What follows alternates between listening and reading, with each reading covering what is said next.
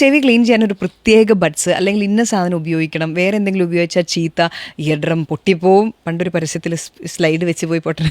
ദൈവം നമ്മളെ സൃഷ്ടിച്ചു വിട്ടപ്പോഴത്തേനും ആ ചെവി എങ്ങനെയാണ് ക്ലീൻ ചെയ്യണമെന്ന് പുള്ളിക്കാരൻ അതനുസരിച്ചിട്ടാണ് വിട്ടിരുന്നത്.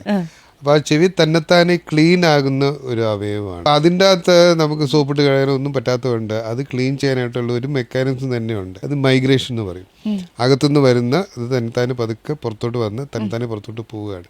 അത് എല്ലാ സമയത്തും നടന്നുകൊണ്ടിരിക്കുന്നതാണ്. സാധാരണ ഒരു ജോൺസൺ ബഡ്സ് ഒക്കെ എടുത്ത് അതിൻ്റെ അകത്ത് നോക്കുകയാണെങ്കിൽ അതിൻ്റെ അകത്ത് വളരെ ചെറിയ ഇതിനകത്ത് എഴുതി not to be used inside the ear. പലപ്പോഴും ഉണ്ടാകുന്ന ഈ ബഡ്സ് വെച്ചിട്ട് നമ്മൾ തള്ളി അകത്തോട്ട് ഇടുകയാണ്. ഞാൻ പേഷ്യൻസിനോട് പറയുന്ന ഒരു കാര്യമുണ്ട്, ഞങ്ങൾ ENT ഡോക്ടർമാരെ കാണണം എന്ന് തോന്നുമ്പം നിങ്ങൾ ബഡ്സ് എടുത്ത് ചെവിയിൽ ഇടുക എന്ന് ഞങ്ങൾ പറയും.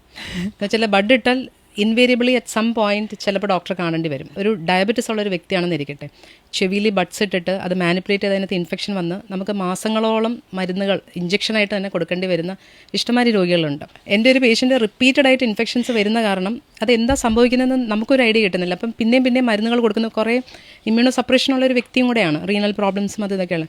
ചോദിച്ച് വന്നപ്പോഴും പുള്ളിയുടെ വൈഫ് വന്ന് വളരെ രഹസ്യമായിട്ട് വന്നിട്ട് പറഞ്ഞു, മാഡം ചോദിക്കണം, പുള്ളി ചെവിക്കകത്ത് യൂറിൻ ഒഴിക്കുന്നുണ്ട്, ചെവി സ്റ്റെറൈലായിട്ട് വെക്കാൻ. ഓരോരുത്തരുടെ റിലീജിയസ് പ്രാക്ടീസസോ അല്ലെങ്കിൽ ബിലീഫ്സോ ഒക്കെയാണ്. റിക്കറൻ്റ് ആയിട്ട് അതിനകത്ത് ഈക്വളൈ എന്നുള്ളൊരു ഇൻഫെക്ഷൻ മാറുന്നില്ല.